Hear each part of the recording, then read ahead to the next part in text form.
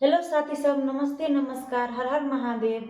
महाशिवरात्रि के ढेर सारा शुभकामनाएं। तो साथी सब, ई वीडियो बनबे के कारण ई छै जे अर्जुन के बहुत भयंकर एक्सीडेंट भेल छै और जनकपुर से रेफर करके ओकरा काठमांडू पठा देने हैं। तो साथी सब, बहुते ऑपरेशन में खर्चा है। तो अहाँ सबसे इहे अपील करे छी जे 2 रुपया के हो 4 रुपया के हो आर्थिक सहयोग कर दियो और अर्जुन के मदद करियो। अखन बहुत डेंजर कंडीशन में है। ओते बात नहीं बोलाई है, कथी को अपन बोली अपने अटकई है जे कि हम सब ओकर हाल देख ले छी ना, तो मन मन बहुत पीड़ित हुई है।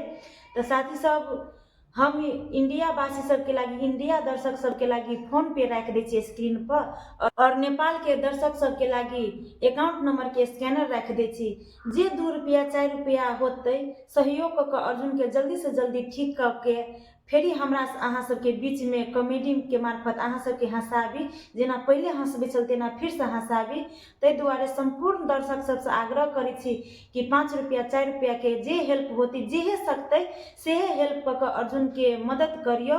धन्यवाद। हर हर महादेव।